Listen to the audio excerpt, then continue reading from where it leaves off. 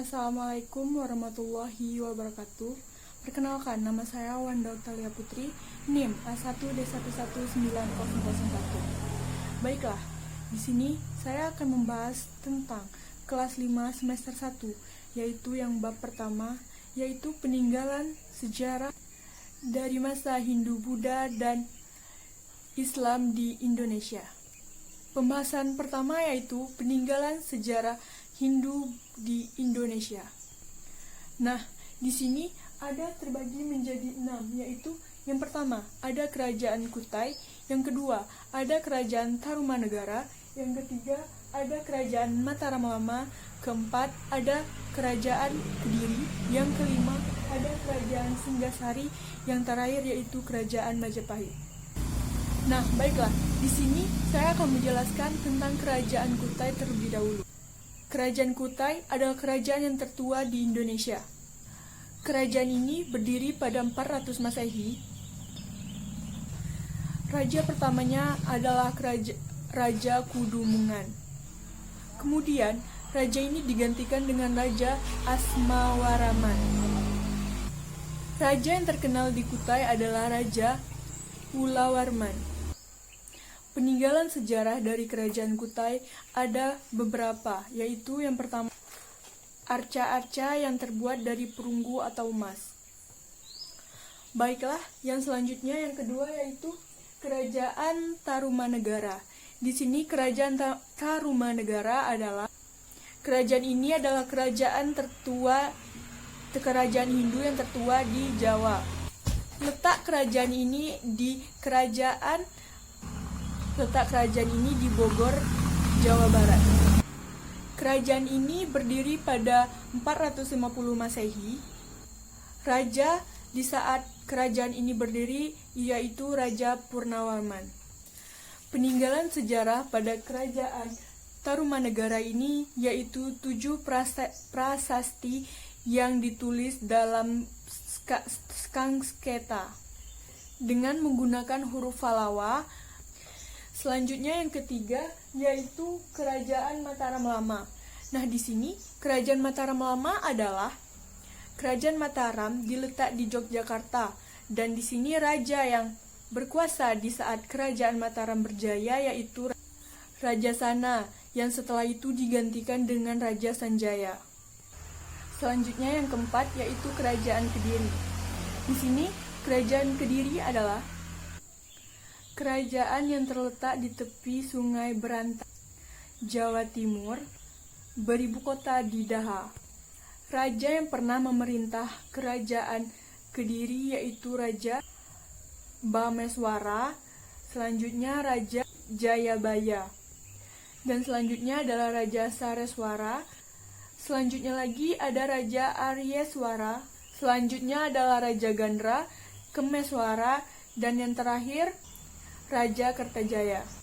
Di sini peninggalan sejarah kerajaan Kediri yang pertama itu antara lainnya prasasti Mendegelangan, prasasti Pemunumbungan, prasasti Hantang, prasasti Talan, dan prasasti Jepun, prasasti Kauyunan, dan prasasti Weleri, prasasti Angin, dan prasasti Samandang. Itulah peninggalan di kerajaan Kediri.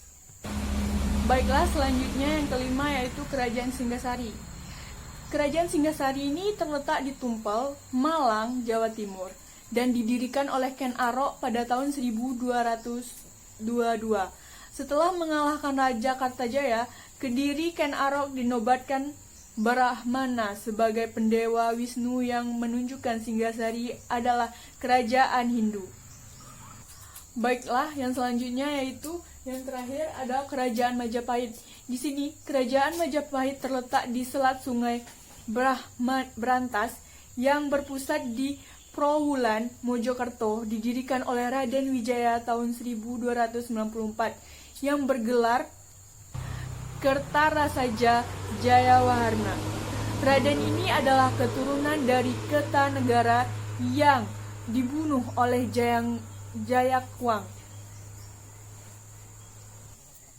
Di sini, peninggalan sejarah Majapahit berupa karya sastra dan candi, Karya sastra yang dihasilkan diantaranya adalah kitab Negara Keragamaan, MPU Prapanca, kitab Arjuansi, kitab Sutasomo.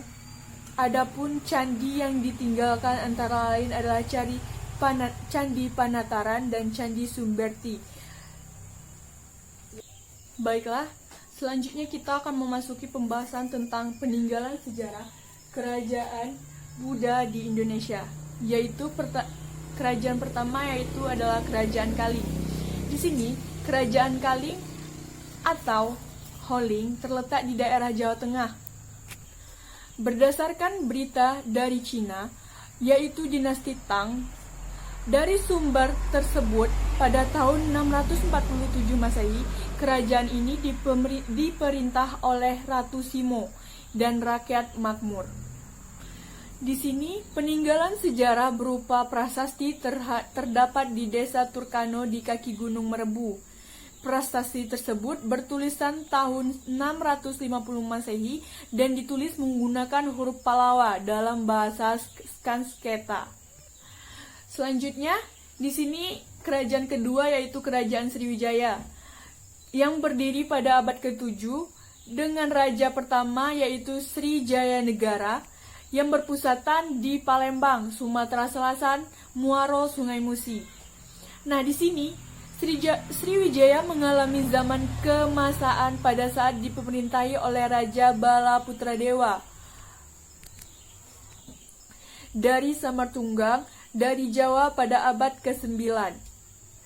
Dan di sini peninggalan sejarah berupakan Candi Muaro Takus dan bangunan tempat suci Biara Bakal serta prasasti yang ditulis dengan huruf Palawa berbahasa Melayu kuno. Baiklah, yang selanjutnya kita akan membahas tentang peninggalan bangunan bersejarah bercorak Hindu dan Buddha. Di sini ada 4 candi, yaitu candi pertama adalah Candi Borobudur, yang kedua Candi Mendut, yang ketiga Candi Kalasan, yang terakhir Candi Prambanan. Baiklah, di sini Candi Borobudur adalah bangun bercorak Buddha. Candi ini adalah tempat ibadah agama Buddha, terutama untuk peringatan Waisak yang dipimpin oleh biskuni dan biksu. Borobudur berasal dari kata biara dan budur, yaitu biara di Budur. Dirancang oleh Gunadarma, Borobudur dibangun oleh Raja Samartuga tahun 825 Masehi.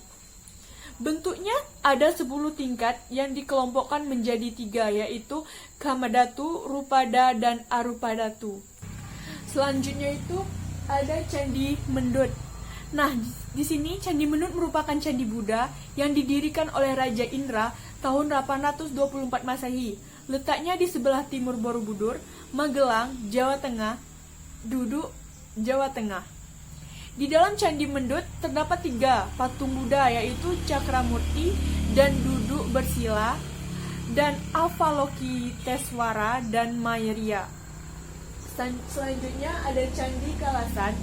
Candi Kalasan didirikan pada tahun 778 Masehi oleh keluarga Seilidan sebagai bangunan suci Dewi Tara. Dewi Tara adalah istri dari Buddha. Di dalam candi tersebut, arca Dewi Tara yang terbuat dari perunggu. Baiklah, selanjutnya yang terakhir adalah Candi Prambanan. Candi Prambanan bercorak Hindu, didirikan oleh pakai pikatan dari warga Sanjaya. Menurut cerita rakyat, Candi Prambanan dibuat oleh Bandung Pandawa pada tahun ke-9. Candi Prambanan diletak pada masa penjajahan Belanda oleh C.A. Lawis tahun 1733 Masehi. Baiklah, selanjutnya yaitu peninggalan sejarah kerajaan Islam di Indonesia. Di sini terdiri dari 6, yaitu yang pertama Samudra Pasai, kedua Aceh, ketiga Demak, yang keempat Banten dan Cirebon, yang kelima Ternate Tidore, yang keenam Goa Talu. Nah, di sini Kerajaan Samudra Pasai terletak di Longkusmawe, Aceh, berdiri pada abad ke-13 dan merupakan kerajaan Islam pertama di Indonesia dengan raja pertama Marasilu yang bergelar Sultan Malik Al-Saleh. pernah memerintah antara lain Sultan Malik Al-Saleh, Sultan Malik At-Tahir, Sultan Malik At-Tahir II, dan Sultan Zainal Abidin. Peninggalan sejarah Kerajaan Samudra Pasai adalah mata uang emas dan makam Raja Malik Al-Saleh di Gendong, Aceh Utara. Pada tahun 1550 sampai 530, Portugis datang dan menguasai Samudra Pasai. Para pedagang Islam mencari pelabuhan baru yaitu Aceh. Selanjutnya yaitu ada Kerajaan Aceh. Kerajaan Aceh terletak di tepi Selat Malaka yang berpusat di Kutaraja, Banda Aceh, berdiri pada abad ke-16 dengan raja pertama Sultan Ali Mukhayat Shah dari tahun 1514 sampai 1528. Karena Sultan Ali Mukhayat Shah wafat digantikan putranya Salahuddin pada masa kejayaan 1530 sampai 1537. Karena Salahuddin tidak syakap, kemudian digantikan adiknya yaitu Alauddin Riayat Shah yang bergelar Al-Qohar. Selanjutnya yaitu Kerajaan Demak. Nah, di sini Kerajaan Demak terletak di muara Sungai Bintoro, Demak, Jawa Tengah. Berdiri pada abad ke-16 dengan raja pertama Raden Patah.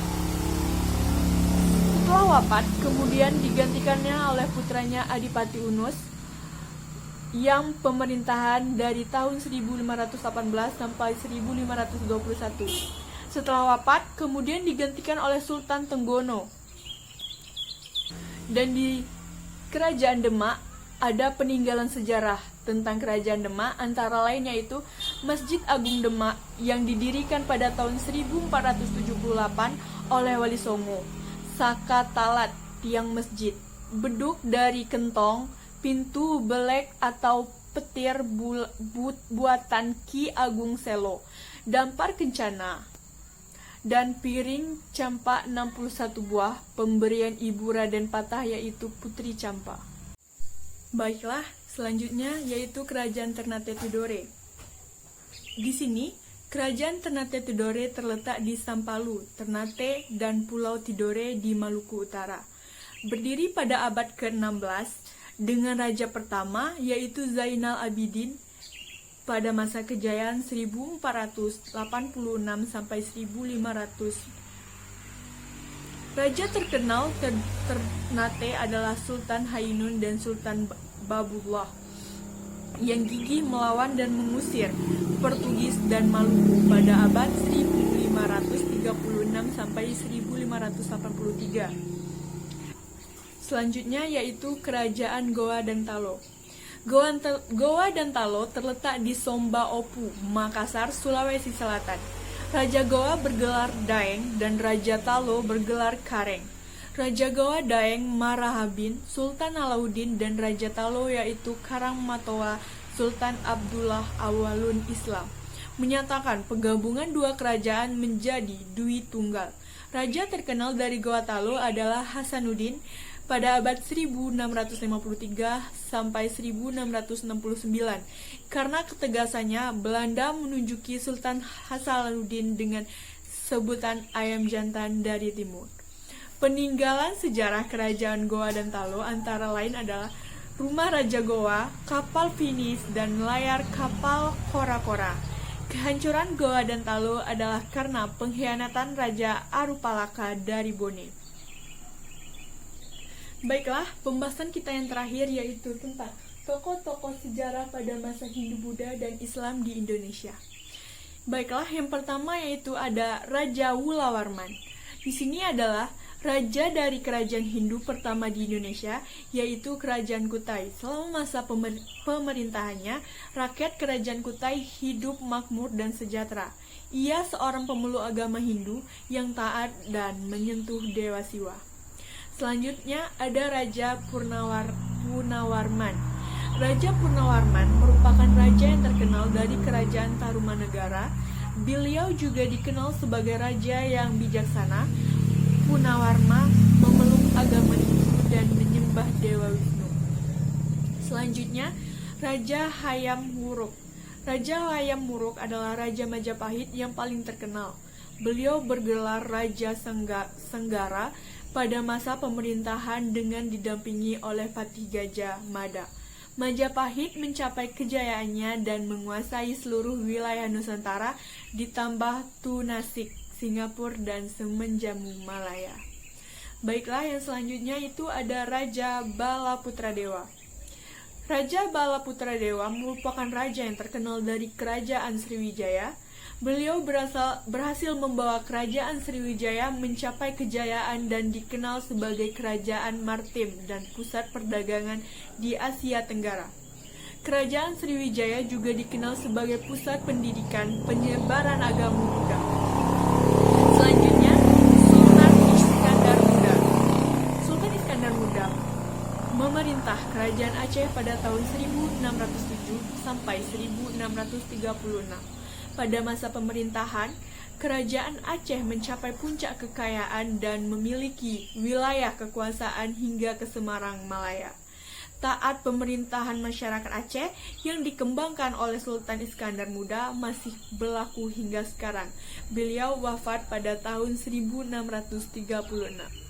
Selanjutnya yaitu Sultan Agung Hayengkurosumo. Sultan Agung Hayengkurosumo adalah Raja Kerajaan Mataram. Beliau dilahirkan di Yogyakarta pada tahun 1591. Beliau tidak senang dengan kekerasan Belanda yang telah menjelajah dan menguasai Jakarta. Pada masa 1628, Sultan Agung mengirim tentara Mataram untuk menyerang Balvia. Namun, gagal karena selanjutnya tidak lengkap. Pada tahun 1629, Sultan Agung kembali menyerang Balvia. Tahunan usahanya kembali gagal. Selanjutnya, Sultan Ageng Tritaya. Sultan Ageng Tritaya dilahirkan di Banten pada tahun 1631. Pada waktu kecil, ia bernama Abdul Fat Abdullah. Rakyat Banten diperhatikan untuk menyerang Belanda secara gerilya pada tahun 1655. 20 kapal dagang Belanda berhasil dirusakkan oleh rakyat Banten. Akibatnya, hubungan antara Banten dan Belanda menjadi tegang. Belanda mulai menjalankan politik adu domba. Selanjutnya, yang terakhir yaitu Sultan Hasanuddin. Sultan Hasanuddin adalah Raja Kejayaan Goa dan Talo. Beliau dilahirkan di Makassar pada tahun 1631 dengan nama Muhammad Bakir. Pada masa pemerintahannya, ia berusaha merangkul raja-raja kecil di Indonesia Timur untuk mementang Belanda. Pada tahun 1650, terjadilah perang antara Goa dengan Belanda karena pengkhianatan Raja Arupalaka dan Bone. Sultan Hasanuddin kalah dari Belanda karena kebenarannya menentang Belanda. Ia dijuluki ayam jantan dari timur. Baiklah, itulah pengertian atau pembahasan tentang peninggalan sejarah dari masa Hindu dan Buddha di Islam di Indonesia. Baiklah, lebih dan kurangnya saya mohon maaf. Saya akhiri, wassalamualaikum warahmatullahi wabarakatuh.